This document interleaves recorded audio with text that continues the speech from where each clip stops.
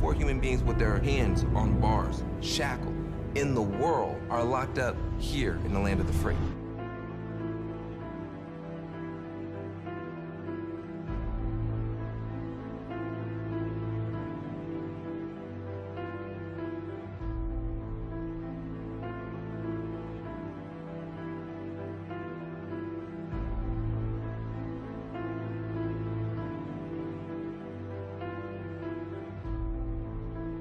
New analysis of the U.S. prison population finds more black men are incarcerated now than were enslaved in 1850.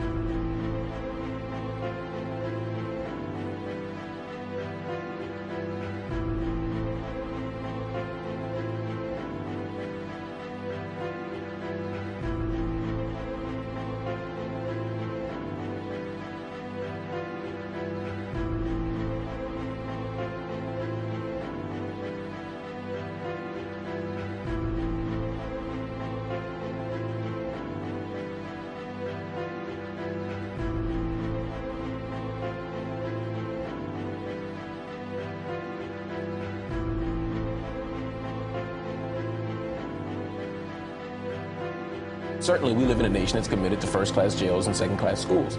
If we decide that we can put that money in education, yes, we will reduce the prison population. The fact is, there's a relationship between literacy rates and prison. There's a relationship between dropout rates, early childhood education, early literacy, mentoring, sports participation. All these things connect to prison. So if we understand that we can invest early, we pay now or we pay later.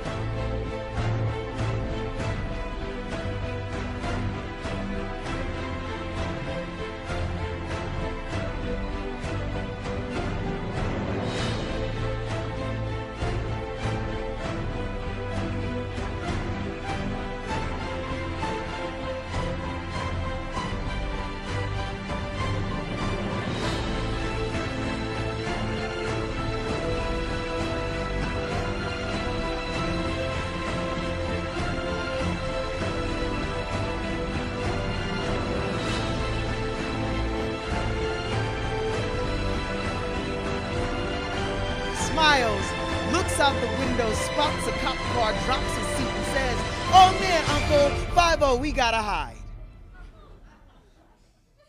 I'll be honest, I'm not happy with the way we raise our black boys. Don't like the fact that he learned to hide from the cops well before he knew how to read. Angrier that his survival depends more on his ability to deal with authorities than it does his own literacy. Get up, I yell at him. In this car, in this family, we are not afraid of the law. I wonder if he can hear the uncertainty in my voice. Is today the day he learns that Uncle is willing to lie to him? That I'm more human than I am hero. We both know the truth is far more complex than do not hide. Both know too many black boys who disappeared, names lost, know too many Trayvon Martins, Oscar Grants, and Abner Louimas, know too many Sean Bells and Amadou Diallos, know too well that we are the hard-boiled sons of Emmett Till still. We both know it's not about whether or not the shooter is racist. It's about how poor black boys are treated as problems well before we're treated as people. Black boys in this country cannot afford to play cops and robbers if we're always considered the latter. Don't have the luxuries of playing war if we're already in one. Where I'm from, seeing cop cars drive down the street feels a lot like low-flying planes in New York City. Where I'm from, routine traffic stops are more like minefields. Any wrong move could very well mean your life. And how do I look my nephew in his apple face and tell him to be strong when we both know black boys who are murdered every day simply for standing up for themselves? I take him by the hand, I say be strong. I tell him, I say be smart. Be kind and polite.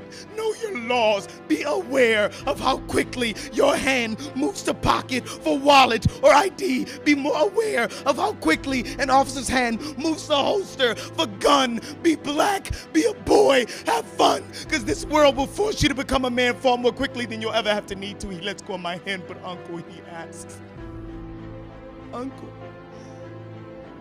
What happens if the cop is really me?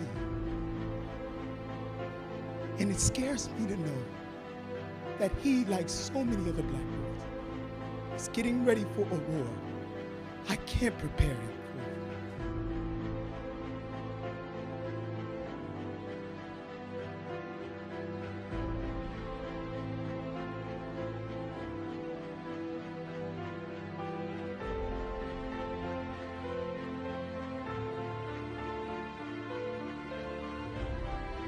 And that's how we do it in Boston.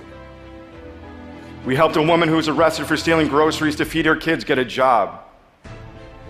Instead of putting an abused teenager in adult jail for punching another teenager, we secured mental health treatment and community supervision. A runaway girl who was arrested for prostituting to survive on the streets needed a safe place to live and grow, something we could help her with. I even helped a young man who was so afraid of the older gang kids showing up after school that one morning, instead of a lunchbox into his backpack, he put a loaded 9mm.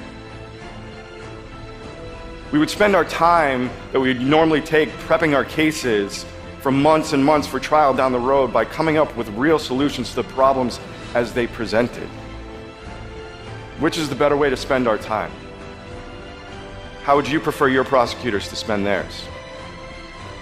Why are we spending $80 billion on a prison industry that we know is failing when we could take that money and reallocate it into education, into mental health treatment, into substance abuse treatment, into community investment so we can develop our neighborhoods?